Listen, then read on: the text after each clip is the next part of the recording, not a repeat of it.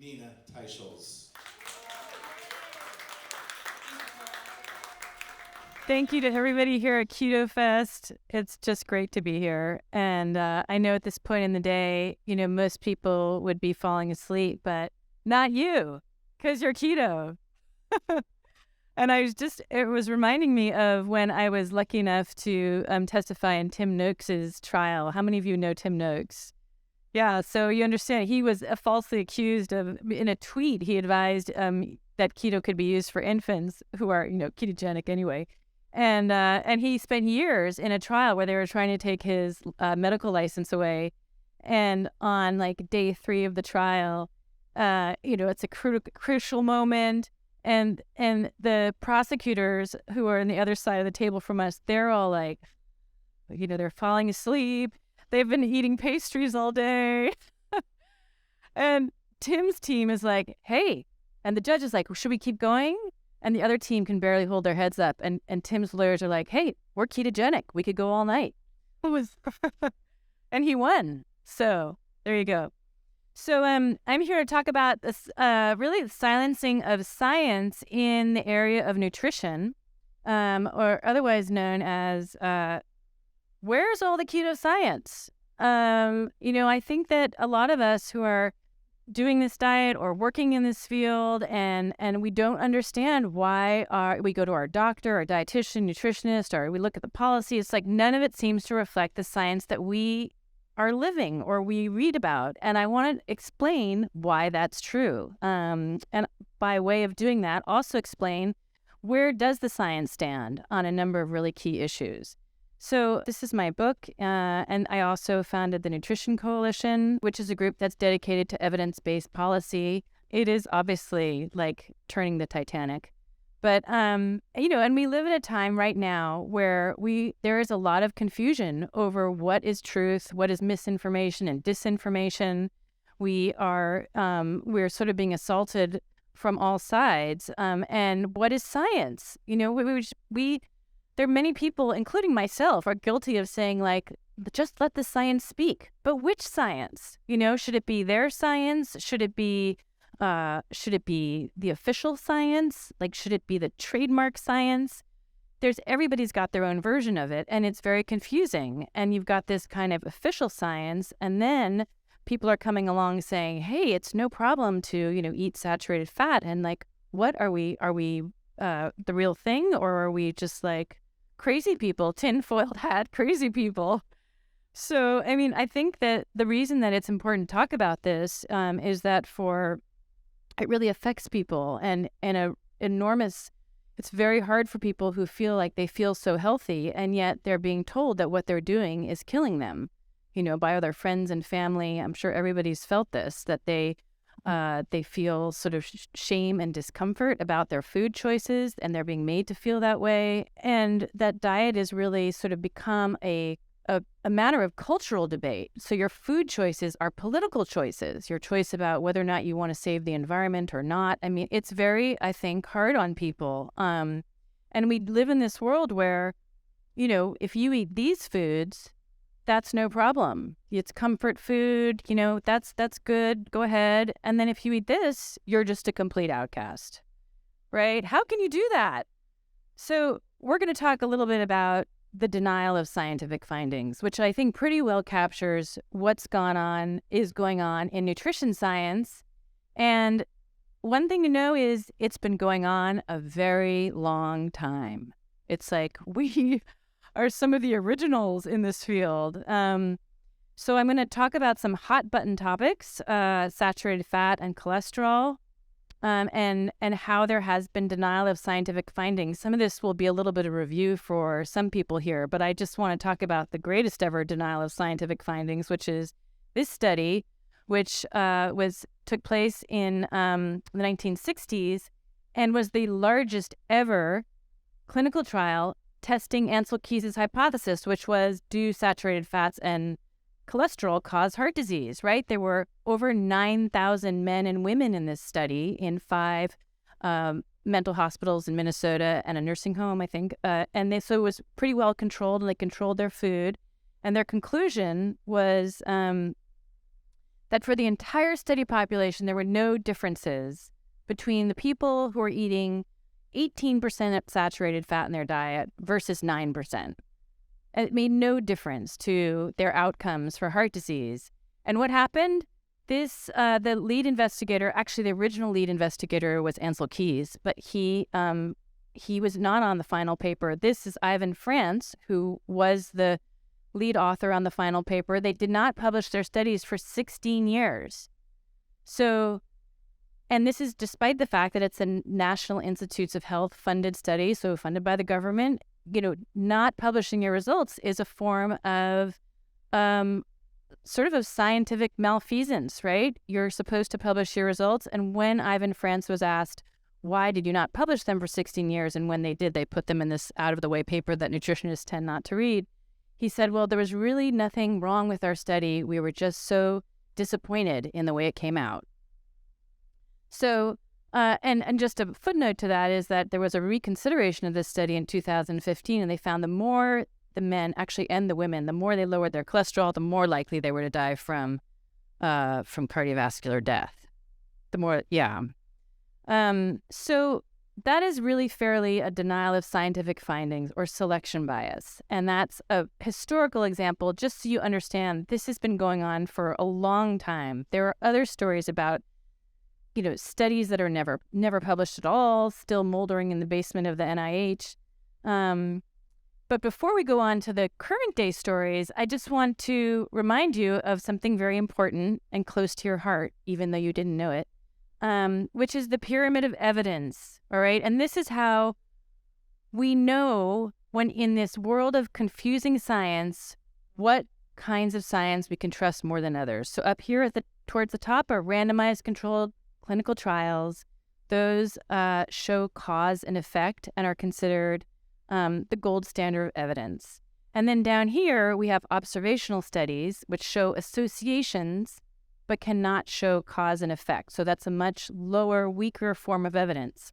I think a lot of people here already know this. But and why do we not rely on observational studies? Is because they can lead to things like false positives. So here we see that obviously that the less margarine you eat, the less likely you are to get divorced. In Maine, maybe not in other states. Is that causation, or is that just a really good correlation? Well, probably the latter. So that's weak data. And I want to say on saturated fats, we have actually a tremendous amount of really rigorous data.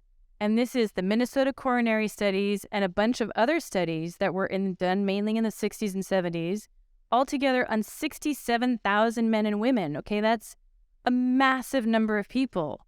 And when you hear about a large clinical trial nowadays, you're hearing about a study that's like maybe 200 people is considered big. So these are a lot of people tested on this idea, most in inpatient settings like VA homes and hospitals. So they're feeding the people. It's pretty well controlled, not just like giving somebody a diet book and saying good luck. And that's the results. No effect on cardiovascular death or outcomes, total mortality. That's pretty stunning. And also no effect on most other cardiovascular outcomes like heart attacks and strokes and other events. So this hypothesis that saturated fat causes heart disease is the most tested hypothesis in the history of nutrition and disease, and the results are null, meaning they cannot show that this hypothesis is true. I want to just, so you understand the history of the science on this subject. Those clinical trials we were talking about were in the 1960s and 70s. They were unknown, really, until Gary Taubes published his book. Okay, so that's 2007. 2010, Ron Krauss, maybe you know him. He was the first person to go back and look at those trials and reconsider them, published 2 really important papers.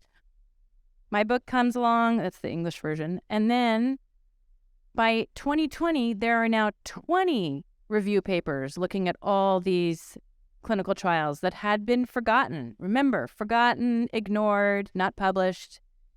And now there are umbrella reviews of those reviews. There's a lot of scientists from separate teams all over the world who've gone back and looked at that original clinical trial data, and this is what they've concluded. This is an amazing paper because it's in the Journal of the American College of Cardiology, so like the top journal for cardiologists who are the most conservative on this topic. It includes scientists who served on the dietary guideline expert committees. So these are the people who made the policy on saturated fat, right? They're the ones who wrote it. And their conclusion, there is no robust evidence that current population-wide limits on saturated fat will prevent cardiovascular disease or reduce mortality. Basically, we don't have the evidence for this anymore. And this paper was also chosen as one of the top papers of the year when it came out by the editor-in-chief of the journal. So this is another paper. I was an author on this one, and it included 3 former members of the Dietary Guideline Advisory Committee on that paper. Again, one of the things we did, actually, this is why I brought up this paper. We went back and looked at what happened in 2020 when the Dietary Guidelines Committee, they did their review on saturated fat. So this is what they did. That's their review. We went through all their articles. I don't know how many of you have read scientific papers, but normally when you do a review of studies, you list all the studies, and then there's like a table, and you can read them really clearly. This is the way they list them. Like, those are all footnoted. That's it. And there's no table of studies. So it's hard to understand, but this is what came out of it, which is I charted all the studies, and I looked at how many actually supported the guidelines policy of continuing cap on saturated fat and how many did not. So you can see there's different kinds of studies, but you look at the numbers in the pink column there.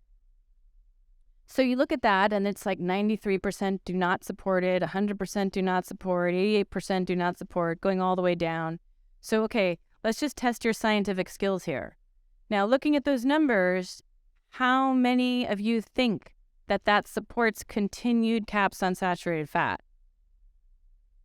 Okay, well, you're obviously not good scientists because the scientific advice, the expert committee said that evidence was strong. So, yeah, I mean, should that be banned from Twitter? I don't know. Okay, so I want to just explain a little bit behind the scenes here. I haven't done this before with an audience, but these are the people who are on that committee. And I want to just take you on a little tour so you understand some of the, why people would look at studies where 88% of them don't support your conclusion, but you still say the evidence is strong, right? Okay, so one of them was Linda Van Horn. She's been basically, for 50 years, she's been trying to prove that saturated fats are bad for health. Those of you who know Jerry Stamler, who worked with Ancel Keys, she worked with Jerry Stamler. And she has been on every major study trying to show that saturated fats are bad for health. So I don't know if you would call that an intellectual bias, but I might. And then there's Juan Sabate. I don't know if I'm pronouncing it right, but he comes from Loma Linda University, which is a Seventh-day Adventist church university. And they believe as a matter of faith that you cannot eat animal foods. So, and he's hosted 5 vegetarian conferences, and he is, really believes in vegetarianism. Well, if you're a vegetarian, or if you believe that people should be vegan or vegetarian, you do not want them liberating saturated fats because that liberates the consumption of animal foods.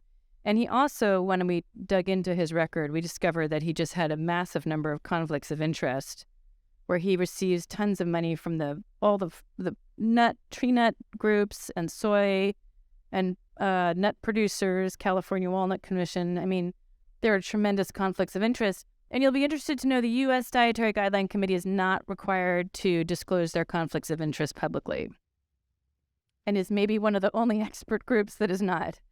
Okay, here's the third person, Dr. Snetzelar. She is part of a vegan activist group that's run by David Katz called the True Health Initiative, and she's a scientific advisor for one of his companies. And she's also devoted a good portion of her life and career to trying to prove that saturated fats are bad for health.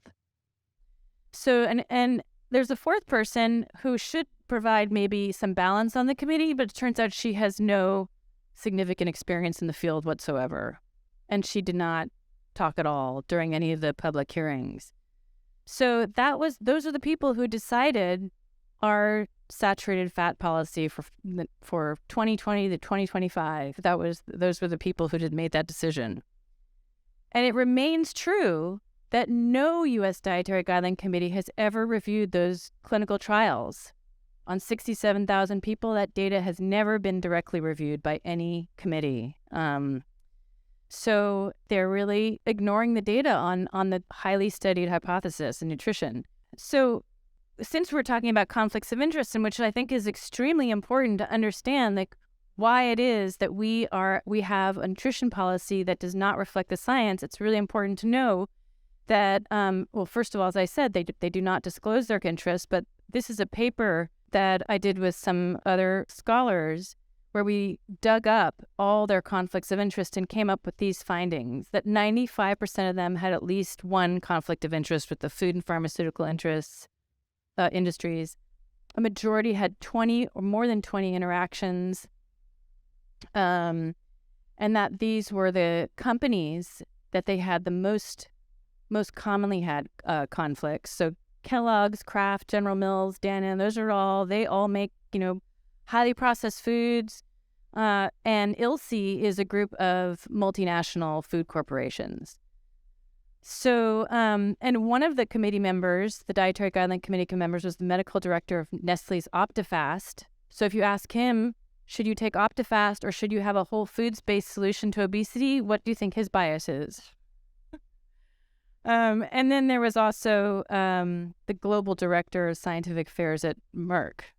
So that was saturated fats. Let's talk about dietary cholesterol, which is why we all avoid egg yolks and shellfish. And they were dropped from the dietary guidelines in 2015 because they studied the subject and they just could not find a relationship between the cholesterol you eat and the cholesterol in your blood. They were reviewed again in the last go-around in 2020, and they found, this was a systematic review they did, insufficient evidence to link dietary cholesterol with blood cholesterol. So, again, let's test and see what kind of scientists you are. Should the formal recommendation or policymakers, should they recommend continued caps on saturated fat? Okay, well, you failed again. Because there is. U.S. recommended dietary patterns are lower in cholesterol. That was what they decided. Okay, let's move on to the low-fat diet, our great friend in nutrition. And as you know, this has been with us a long time. And if you have a low-fat diet, then you have a high-carbohydrate diet. Jane Brody only recently retired from the New York Times. And this is a slide that Zoe Harcombe put together where she added the relevant modifier there.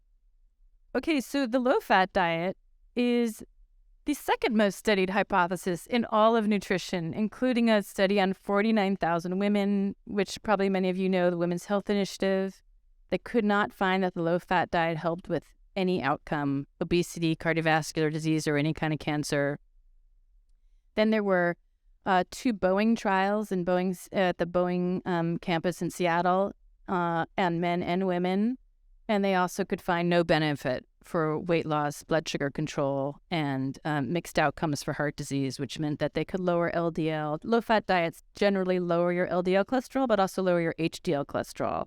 So those are kind of mixed outcomes. There's also the historic evidence on the low-fat diet, which is the fact that all Americans were put on a low-fat diet with the dietary guidelines, and that's how it worked out for us. So is the low-fat diet over, right? Clinical trials don't support it. The historical evidence doesn't seem to support it. And this is what the vice chair of the 2015 Dietary Guideline Committee said. There's no recommendation for a low-fat diet anymore. But in 2020, they said fat can be in the range of 20 to 35%, which is, historically speaking, a low-fat diet. So they've just kind of shifted the terminology. You can't find the words low fat, but it is, if you see what the foods that they're recommending and what the ranges are, it's low fat. So this is the most interesting area, I think, which is what has happened on low carbohydrate diets, right? Why is there not a low carbohydrate diet in the dietary guidelines? Well, this is where it kind of gets interesting because actually, it was somebody else who put in these Freedom of Information Act requests to get emails from people on the Dietary Guideline Committee. So this was happened in 2015, where the Eve Essery, who's she works at USDA, and she said, listen, hi, SC2 members. Those are the people, the SC2, Subcommittee 2 is dealing with the dietary guidelines. She says, as you know, there's been a continued and perhaps growing interest in low-carb diets. We've been asked on numerous occasions why the dietary guidelines do not recommend low-carb as a dietary pattern of choice. Not just recommend, but recommend of choice.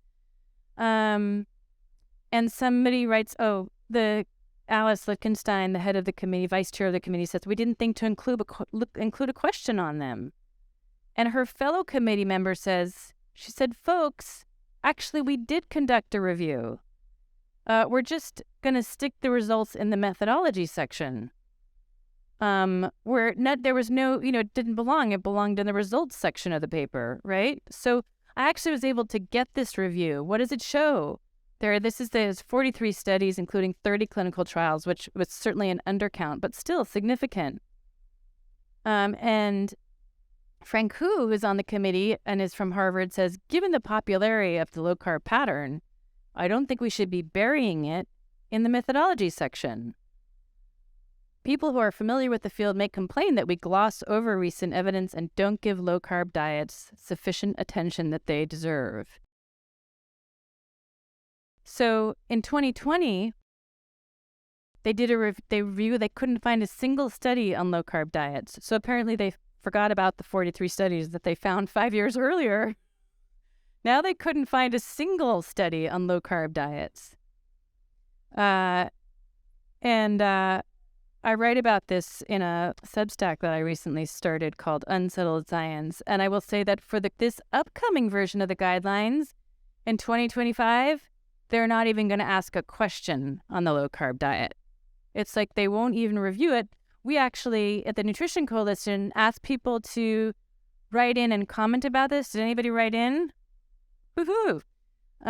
Great. Well, thank you. And we don't know whether they are now going to change their minds about that. But I will tell you that of all the public comments that came into USDA, 77% of them asked for a low-carb diet review. So you made a difference. And we hope that your voices will be heard. That's just the address.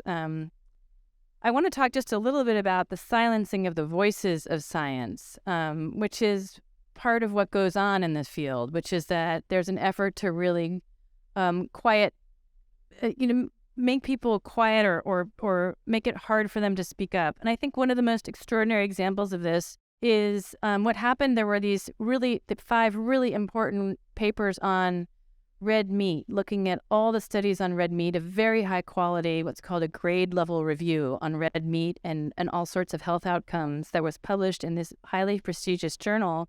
This is just one of those papers. And they just found in all these papers, looking at cancer, heart disease, cardiometabolic outcomes, markers for diabetes, that in almost every case that there was a very little amount of rigorous evidence, and there was the certainty of the evidence was very low. And they concluded, listen, eat the amount of red meat that you want to eat because we don't have the evidence to tell you otherwise. So the lead author, or one of the lead authors on all this, was Bradley Johnston at McMaster University in Canada. And what was the response to this paper, which was like red alarm bells going off amongst the vegetarian leaning activists, including our friend David Katz here, who runs this group, the True Health Initiative. You might remember that Dietary Guideline Committee member was a member of this group.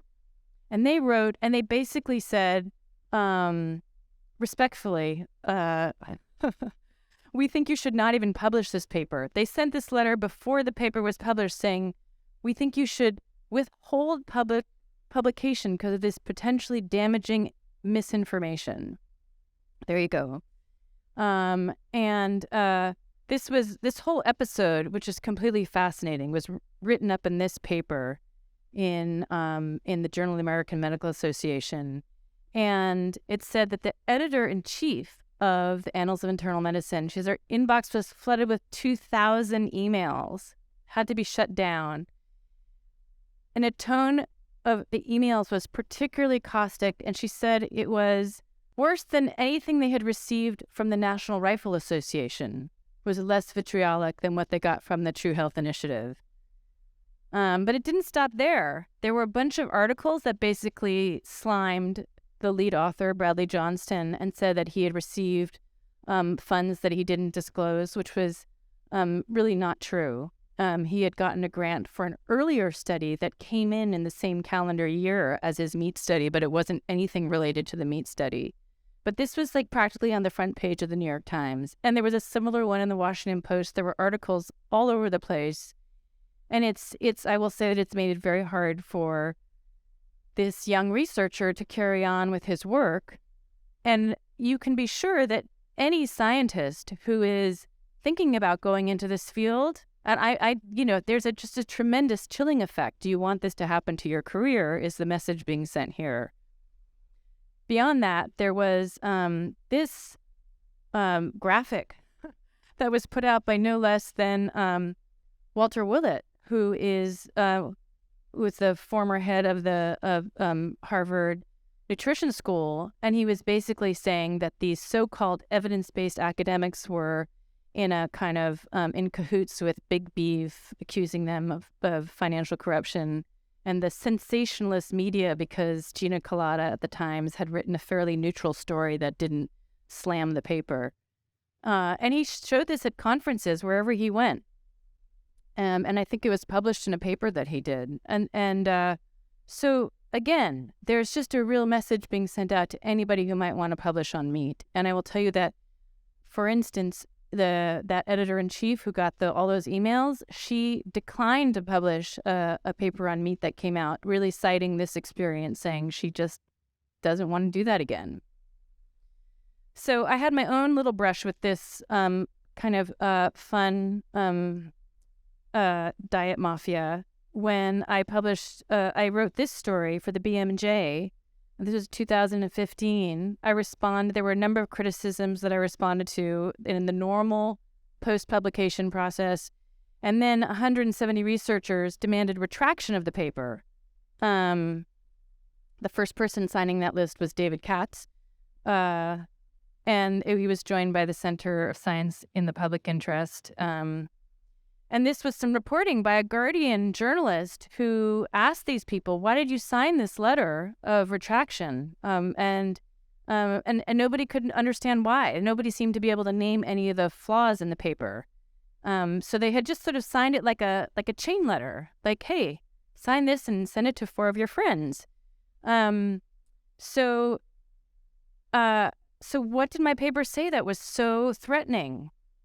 I said the caps on saturated fat were not supported by the evidence. Well, you can see that was true. They ignored the science on low-carb diets. Also true.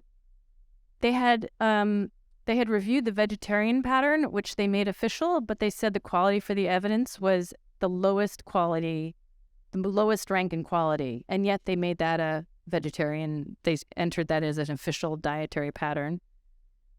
That there was very little rigorous evidence, meaning clinical trial evidence for the other dietary patterns. And there's one other, they recommended reducing red and processed meat, but they never did any review of it. So this is just a little bit of me saying Fiona Godley stood behind my story and they did not retract it. And if you want to read more about it, I did a blog post on it. But this is just one tactic that makes it really difficult for people to want to write about this, the science, or write controversial articles. There are also efforts to kind of stigmatize people and call them deniers or cholesterol deniers. So yeah, I deny that I have cholesterol in my body. That's right. Ask Dave Feldman about that, and he'll give you a long answer. But back to you, what does it mean really for this group of people who are trying their very best to get healthy? And one thing to really feel comforted about is that there really is a large body of scientific literature supporting a real foods, carbohydrate restricted diet. And here's just one paper that we did, which was a review of all that science, specifically making the argument that the low carb diet could be included in the dietary guidelines. Those are scientific findings. Also back to you, that this, to understand that this has been going on for a very long time, just to understand it historically, and that there are many people who are trying to bring this science and information to light. And there's actually a really encouraging and wonderful article that came out. It made it into Social Science, saying how practitioners like Eric Westman and others are really creating a space to what they call innovative dietary intervention. But they're basically talking about, for those of you who know, they were really talking about, in this case, David Unwin, who has been talking about sugar and foods that turn to sugar and promoting that in the United Kingdom. But we have our own heroes here. Eric Westman doesn't look a day older than that picture. We have our KetoFest dudes, who we have so much to thank for putting on this conference. Thank you, guys. And we have to also remember Dr. Sarah Hallberg,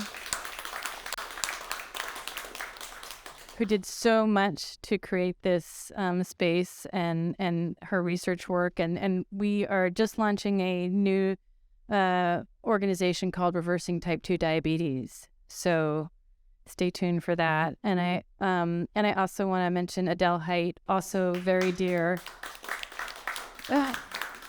to many people in this community, and who did so much to educate people about diabetes and that it's reversible, the idea that you can reverse diabetes.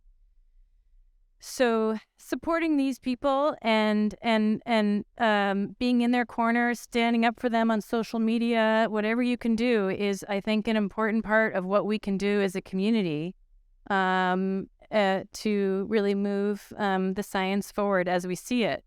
You can also remember your beloved pyramid of evidence, so that when, cousin George says, you're killing yourself, and did you see that latest article on red meat? You can say, pull out your pyramid of evidence and say, look at where that study falls, my friend. It's down there in the observational evidence pile. So it really is a way of trying to sort through good science from bad in a very general way. So, that's really it. You can also subscribe to my new Substack column, where I take on things like low carb and red meat and plan to do investigative journalism. And there's also, I want to say it's not up there, but Nutrition Coalition, nutritioncoalition.us. Go there and sign up for the website, our newsletter. Thank you. That group is going to continue on and keep pushing for a policy that will support people in their good health and reflect the science as we all understand and know to be. So thank you very much.